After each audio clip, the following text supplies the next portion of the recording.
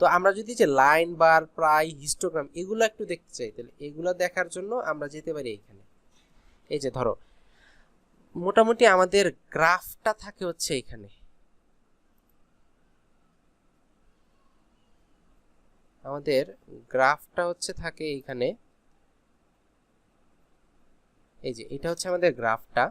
এখন এই গ্রাফের মধ্যে আমরা জানি, এগুলো তো আমরা পড়েই আসছি, যে একটা হচ্ছে এক্স অক্ষ আর একটা হচ্ছে ওয়াই অক্ষ। একটু আমরা জানি যে এটা হচ্ছে এক্স অক্ষ, এটা হচ্ছে ওয়াই অক্ষ। আমরা এক্স অক্ষ বরাবর কি বসাই, শ্রেণীব্যাপ্তি, আর ওয়াই অক্ষ বরাবর হচ্ছে আমরা বসাই গণসংখ্যা, এভাবে বসাই। এটা হচ্ছে আমাদের সচরাচর গ্রাফটা হয়। এখন গ্রাফের পরে আমরা এখানে প্রথমে দেখতে পারতেছি যে লাইন ডায়াগ্রাম বা লাইন চার্টটা কিভাবে হয়। এটা আমরা হচ্ছে লাইন চার্টটা হয় ওই যে আমরা আগের মতোই, এখানে শ্রেণীব্যাপ্তি আর এখানে গণসংখ্যা ধরে যে কোনটার জন্য কত বসতেছে, যেমন মানে একটার হচ্ছে লাস্ট লাস্ট পর্যন্ত নিব আমরা, যে অজীব রেখা পড়ে আসছি না, সেই অজীব রেখাটাই আর কি লাইন চার্ট এরকম।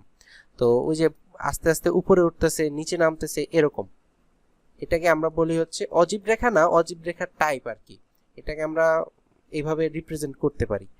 তারপর আমাদের আরেকটা জিনিস থাকে বার চার্ট। এখন বার চার্ট আবার দুই ধরনের, একটা হচ্ছে ভার্টিক্যাল আর একটা হচ্ছে তোমার হরাইজন্টাল। তো ভার্টিক্যালটা দেখতে এরকম, আর যদি আমি হরাইজন্টালটা দেখাই, হরাইজন্টাল ভার্টিক্যালের কিছু ইস্যুস আছে, সেটা আমরা একটু পরে আসতেছি। আর এটা হচ্ছে আমাদের হরাইজন্টাল, মানে যেটা একটু মানে আমরা যদি সহজ বাংলায় বলি একটু পাথালি থাকে বা একটু শোয়ানো থাকে এরকম যদি বলি।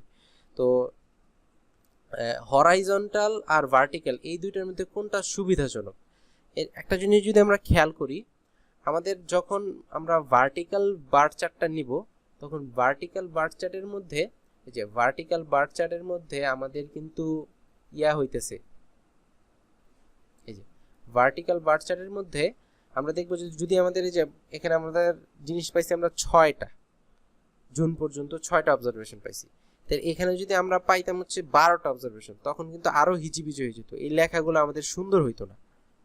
তখন আমরা এই যে যখন আমাদের ইয়াটা মানে অনেক ক্লাস, অনেকগুলা ক্লাস হয়ে যায়, তো ওই অনেকগুলা ক্লাসকে সুন্দরভাবে রিপ্রেজেন্ট করার জন্য আমরা হচ্ছে এই হরাইজন্টাল বার চার্টটা ইউজ করি, যেটা হচ্ছে এইভাবে লেখা যায়, যেটা একটু সুন্দর করে লেখা যায়, আমাদের পৃষ্ঠাতে এইভাবে এইদিকে অনেক বড়ই হয়, তাহলে সেই হিসেবে আমরা আস্তে আস্তে লিখতে পারি। তো এটা গেল হরাইজন্টাল, দুইটাই হচ্ছে বার চার্ট। তারপরে আমাদের আরেকটা আছে, সেটা হচ্ছে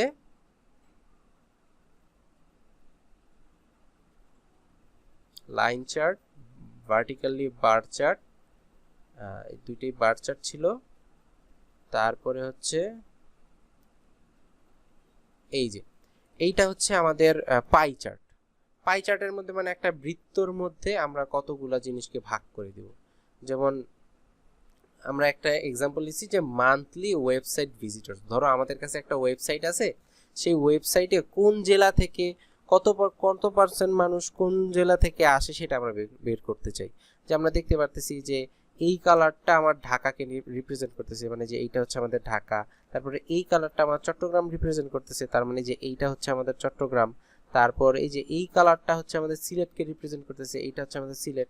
তার মানে এটা দেখে বলতে পারি যে 18% আমাদের ওয়েবসাইটে যে মানুষ ভিজিট করে তার মধ্যে 18% হচ্ছে সিলেট থেকে দেখে, বাকি 12% হচ্ছে ঢাকা থেকে দেখে। এইভাবে হচ্ছে আমরা গ্রাফ এবং চার্টের মাধ্যমে আমাদের যে ডাটাটা আছে সেটাকে রিপ্রেজেন্ট করে থাকি। এখন এই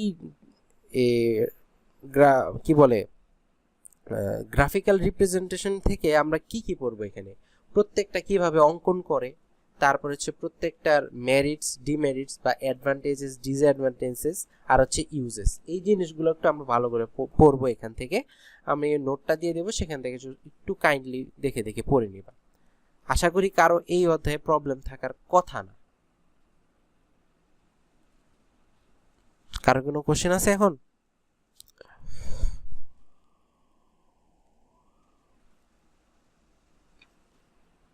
ভাই স্টিম লিফে সংখ্যাগুলো উল্টাপাল্টা করে লিখলে কোনো সমস্যা আছে? উল্টাপাল্টা করে লিখলে বলতে? যে 15 এর জায়গায় 51। না না, এরকম কোনো সমস্যা নেই, এরকম কোনো সমস্যা নেই, মানে লিখলেই হবে।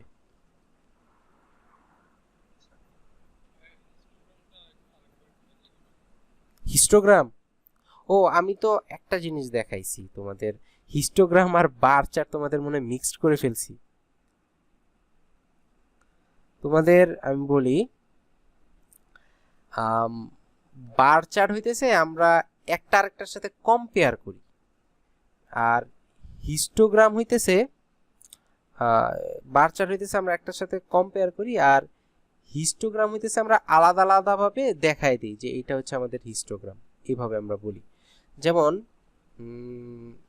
এইভাবে বলতে পারি যে ধরো আমাদের ক্লাসে আমরা একটা ডিপার্টমেন্টের দুইটা ইয়ার নিছি, এটা হচ্ছে ফার্স্ট ইয়ার সেকেন্ড ইয়ার। তাহলে ফার্স্ট ইয়ারের কতজন মেল ফিমেল আর সেকেন্ড ইয়ারে কতজন মেল ফিমেল, সেটা যদি আমরা হিস্টোগ্রামের মাধ্যমে দেখাইতে চাই, হিস্টোগ্রাম বলে, সেটাকে যদি আমরা বার চার্টের মাধ্যমে দেখাইতে চাই, সেটা দেখাবো হচ্ছে এইভাবে।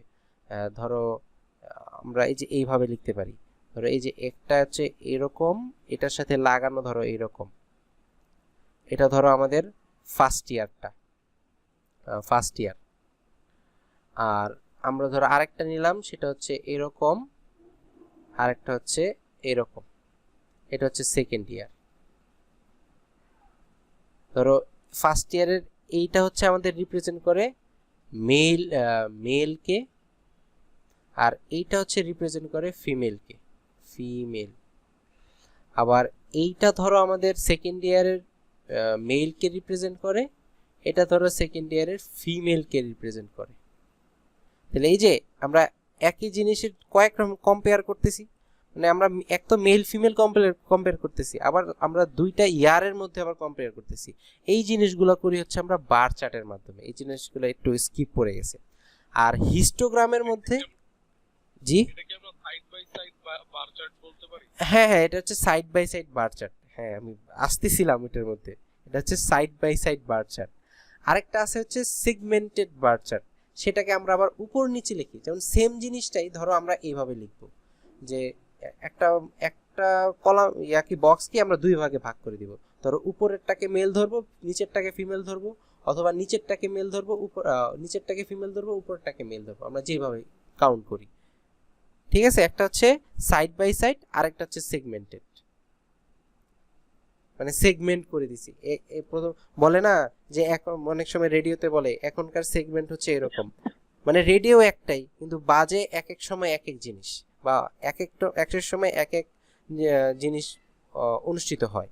ঠিক সেম ভাবে ধরো আমি উপরেরটাকে একটা ধরলাম, নিচেরটাকে আরেকটা ধরলাম, কিন্তু একটার মধ্যেই ধরবো। আর এখানে আর কি দুইটা আলাদা আলাদা নিছি। এটাকে আমরা বলি হচ্ছে সাইড বাই সাইড, আর এইটাকে আমরা বলি হচ্ছে সেগমেন্টেড। এরকম বুঝতে পারছি? এটা হচ্ছে বার চার্ট। জি ভাই, ক্লিয়ার। বার চার্ট আর ইয়ার চার্টটা, হিস্টোগ্রামটা অনেকের মানে কনফিউজ হয়ে যায়। আর হিস্টোগ্রামটা আমি দেখাই দিই। এই যে এটাকে বার চার্ট বলা হয়েছিল, সরি, এই যে এইটা হচ্ছে বেসিক্যালি হিস্টোগ্রাম আর কি। বার চার্ট লিখে দিছে, এটা বাদ দেই। এটা হচ্ছে বেসিক্যালি হিস্টোগ্রাম, যেখানে আমরা প্রত্যেকটা আলাদা আলাদা এই যে ইন্ডিভিজুয়ালকে এইভাবে রিপ্রেজেন্ট করি। এটা হচ্ছে আমাদের হিস্টোগ্রাম। বুঝতে পারছি?